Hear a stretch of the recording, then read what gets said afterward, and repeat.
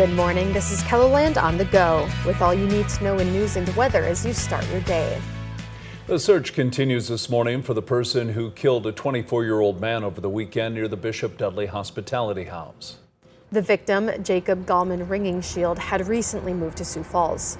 Police are busy going over evidence and surveillance videos. And then once we figure out who that suspect is, then we can figure out the relationship between them, if they knew each other, if there was past history, or exactly what took place or what led up to that fight. So there's a lot of people in that area. We don't know exactly how many people saw that, but if anybody has information, we'd want them to call police or Crime Stoppers. This is the second homicide this year in Sioux Falls. This morning, 55-year-old Rodney Reuben Johnson of Sioux Falls is in the Minnehaha County Jail, accused of loitering near Sonia Sotomayor Elementary School in Sioux Falls. This is not the first time Johnson is alleged to have been in close proximity to this elementary school. According to court papers, Sonia Sotomayor's school resource officer got numerous reports from children and parents about a suspicious man that drove around the school in the morning in 2018. A Northwest Iowa child care provider is out on bond this morning. 30-year-old Elizabeth Cainrath is accused of assaulting 5 children. She faces 1 count of felony child endangerment, along with 13 counts of misdemeanor child endangerment. The alleged incidents happened inside Kingdom Kids Daycare in Inwood, Iowa. Court documents say the victims were all 2 years old. The Lyon County Sheriff's Office says the daycare cooperated with authorities and communicated with parents throughout the investigation. Now let's get a check of this morning's weather with meteorologist Scott Munt. Good morning, Scott. All right, good morning, everybody. We are looking at a cooler day today. Temperatures in the 40s across eastern South Dakota. We'll go with numbers in the 50s and 60s for central and western South Dakota. As we'll have strong southerly winds across western KELOLAND, we'll have a high temperature of 65 in Rapid City, 50 in Pierre, and a list of the 40s across the east. Brian will have more details on your forecast coming up. Thank you, Scott. Students from Lincoln High School are getting an opportunity to go to New York City. The students attending are on staff at the Statesman, the high school's newspaper, which has received the 2025 Columbia Scholastic Press Association Crown Award. The trip to New York will help solidify the students' future careers. I want to go into journalism, and so I feel like being able to see kind of that higher level education side of it will really help solidify that for me, and also like seeing other people that do this as their job. I think that that will like really help me plan my future.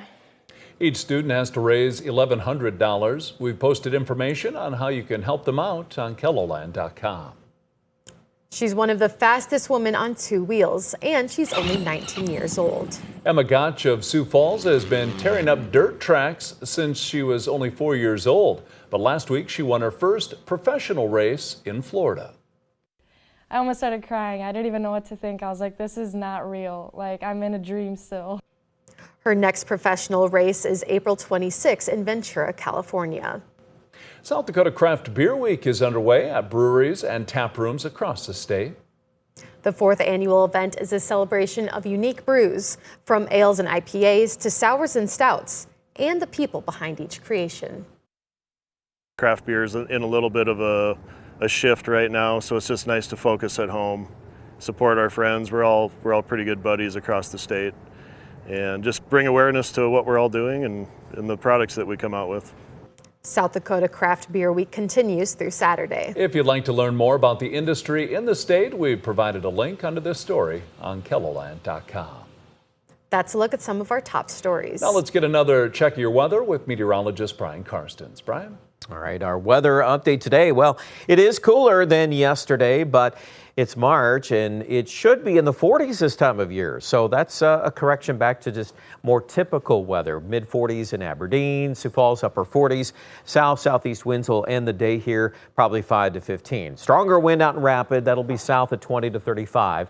And consequently, too, temperatures into the 60s in that region of South Dakota. For tonight, we're expecting fair skies. We'll have a pretty decent start to the day, mainly in the low 30s, and it's not going to take long as we warm up here in into the 60s tomorrow afternoon. That'll be widespread from the Black Hills all the way to western Minnesota, clear up to the North Dakota border, close to that level at least, in the upper 50s in Aberdeen by 3 and 4 with a shot at 60. Now, speaking of 60s and even, well, can we say 70s? You bet. These are some plucked numbers. We're just looking at some sample readings here for Thursday afternoon. I draped these across the upper Midwest, so we've got 50s and 60s in North Dakota. Look at some of these numbers coming in, like Winter, South Dakota. There's mid-70s on Thursday. I wouldn't be surprised if the high was actually warmer than that. And even Sioux Falls lands there somewhere around 70 or a little bit above that. Now, that's ahead of this next storm system, and we're going to keep that momentum going, it looks like, into most of Friday. In fact, Friday morning, intriguing to see this too here. The morning temperatures are in the upper 40s and low 50s. That's pretty remarkable. So that's going to set us up for a chance of some spring-like showers, maybe some thunderstorms. Now, I'm curious to see how many of those actually form, because obviously the context of the drought and, getting moisture to come up into this part of the country, that'll be an interesting subject to bring up. But that's our map there Friday night. I'd like to include some rain chances then. We will start to watch the wraparound as we transition into Saturday morning. It's most likely that Sioux Falls would hit a high early Saturday morning, and then we would start to fall. And that would be the trend most of the day. And as that temperature falls to the freezing mark, you can guess there's probably going to be snow in there. And it's almost a sure bet that we're going to have strong wind with it too. So if we do go to snow, obviously that could complicate things on Saturday. So pay attention to the weather. We'll keep you posted as we get more information about that as we begin the weekend. Sunday looks better. At this point, it looks like that system will move out. Highs today, 48 Mitchell. Today's weather, pretty quiet, 52 Winter, 65 Rapid City. So the dramatic change in the weather is Friday into Saturday. We go from highs in the 70s to highs. Daytime temperatures on Saturday will actually be colder than 38. So even that's not enough of a dramatic difference. We'll probably go from 72 and then into maybe the upper 20s for temperatures on Saturday afternoon, with wind-whipped snow chances possible. It'll be a rain to snow blend. That would also hold true here for Aberdeen.